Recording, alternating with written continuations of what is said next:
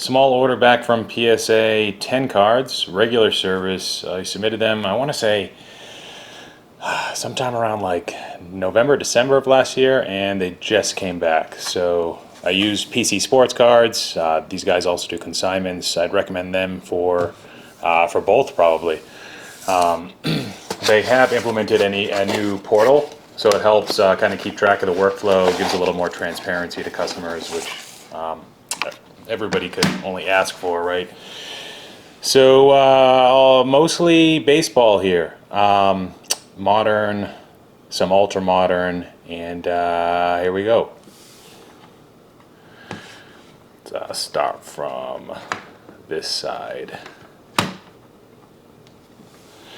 All right, so I did submit a lot of Bichette stuff.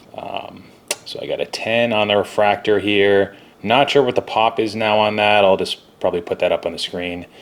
Also, most of these cards, by the time I will have posted this, by the time you're seeing this, most of these will be up in my eBay store. Some auction, some probably buy it now. We've got another Bichette PSA 10 refractor. I think these are selling for about 130 bucks now. I'm guessing down quite a bit, even though he did have a pretty good season. He's sort of struggling. He's in the same territory as a Rafael Devers or Yordan Alvarez, just not quite getting the love of the hobby. And I mean, considering all the other young names, it's kind of easy to understand why. Tatis, Ohtani, and Ohtani's kind of in this downward trending. Maybe he's leveled off a bit.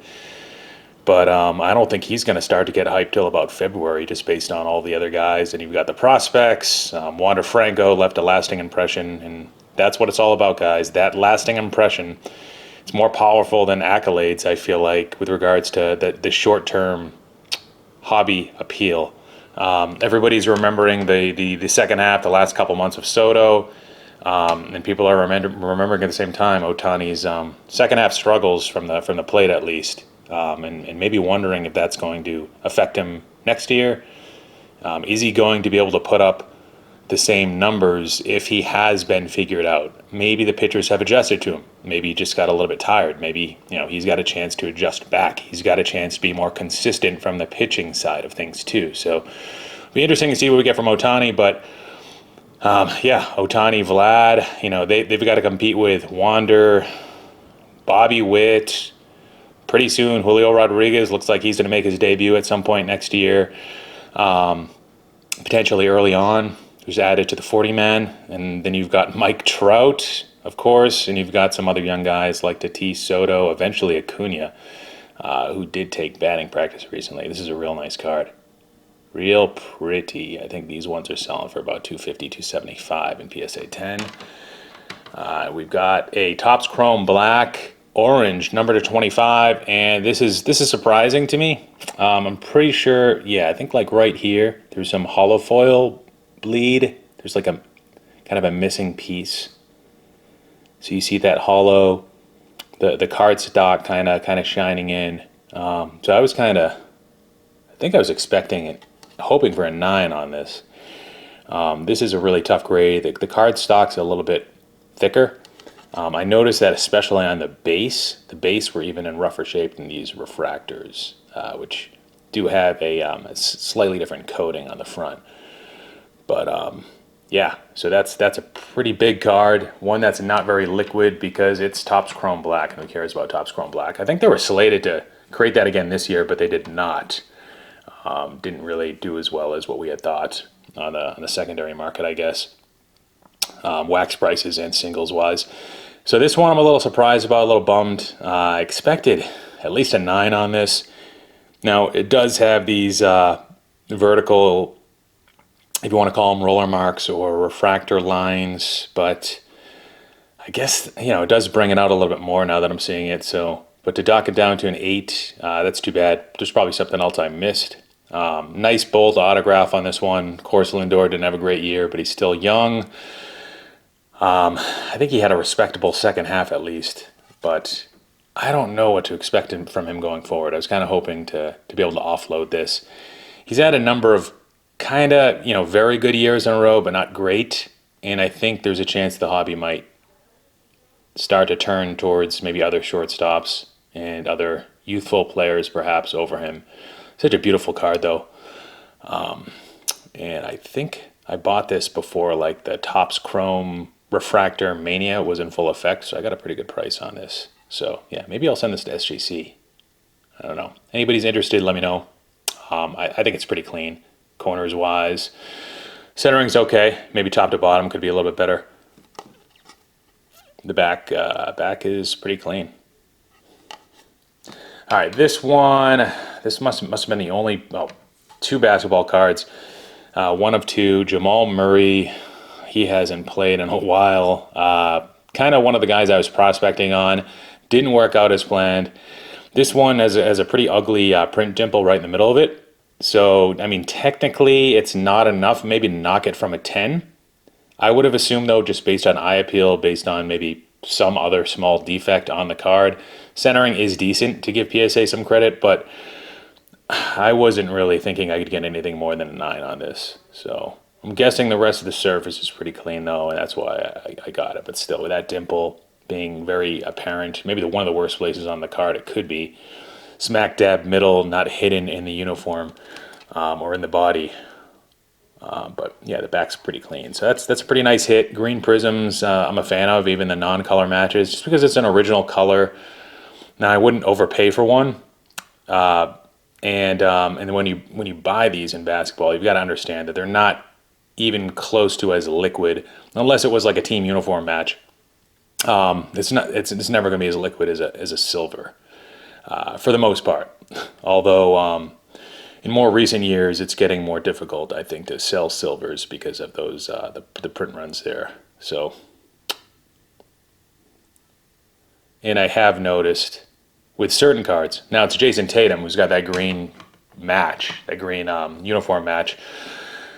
But I have noticed that the green has far outperformed the silver over the last year. All right, this one, I was kind of hoping for a 9, but it's got a lot of surface stuff down here, so sure, 8's fine, I guess. Silver Prism, not numbered, but Select, pretty rare. Now with this, Select is, it's something where, we saw the retail overprinting this year, and a lot of people were surprised by that, especially those that didn't see them coming to retail with Select. But they really, soured the market a little bit by printing a ton, and there's been a lot of creators that kind of that mention the amount of parallels and the amount of one-of-ones. Sports Card Investor, for instance, talked about that, probably Neo as well. It kind of made people a little bit more pessimistic, not just about the current release, but I think that disdain kind of started to spread to other years.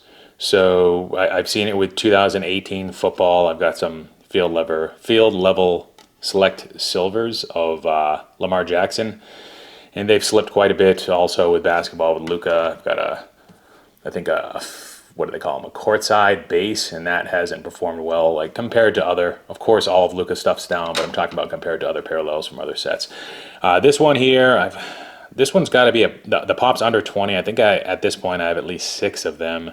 Pretty easy grade, especially compared to the holo from this set. Just the coating is a lot more resilient for these waves and a lot of the parallel colors versus a holo. The base is actually pretty easy grade too. That's what I found, but nobody's buying base cards anymore. Kind of saying that tongue in cheek, but that's the theme of today for sure. So really nice card, and that's numbered to 199. This one won't be for sale. Trying to kind of hoard a lot of those. And that's got a nice uniform match to it as well. This one I picked up off of ComC, and I believe it was ComC, maybe eBay. And yeah, number to 150. This is his, of course, his rookie cup year, so second year. He doesn't have a whole lot of chrome refractors the first year, so makes this one a little more sought after than usual. I'm not sure what comps are on this, but yeah, probably another one I'll look to put up for sale. Number to 150. Nice looking card, and this is the this is the wave, right? No, this is the regular blue refractor. For a second I was thrown off. All right, and then lastly, we've got the first Soto Sapphire. This was definitely a ComC pickup. Thought it was a 10. Same with the last Soto, and I got a 10. Now these peaked probably around like $1,400, but maybe a little bit of manipulation, maybe a little bit of people getting overly bullish. But this is, this is his first Sapphire card, just second year. So not sure what the long-term demand is. I think I haven't mentioned this before, but I think the way that the 2011 Topps Update card kind of set off a lot of the ensuing years worth of paper rookie cards and how they kind of went nuts for a while over the last 1 or 2 years. I think the Sapphire Acuna card, which is the highest selling base card in a Sapphire set ever, partially because it's Acuna, but also partially because I think it's the bat down stance that everybody loves. You can only get that in from limited sets. And also the fact that they only printed, I think it was either 250 or 285 of each base card in 2018. So unfortunately for some of these Sapphire base cards, I'm starting to think that because they are base cards, they need a little bit of momentum, and in order to gain that momentum, I think Acuna has to pan out as a player. I think that would certainly help the all ensuing years of Sapphire, and by Sapphire I'm talking about Topps Chrome, not Bowman Sapphire. I don't know quite as much about that market, a little bit newer. All right, so that's it. Again, a lot of these cards are listed in the eBay store. Some buy it now, some auctions. Thanks for watching. Did pretty well. 8 out of 10 10s. Did pull a couple 8s, and that Lindor. That's too bad. But maybe I'll try to resub that with one of the I'd say one of the top 3 graders, but who knows? Maybe one of the top 5. We will see. All right, guys. Take care. Filmington out.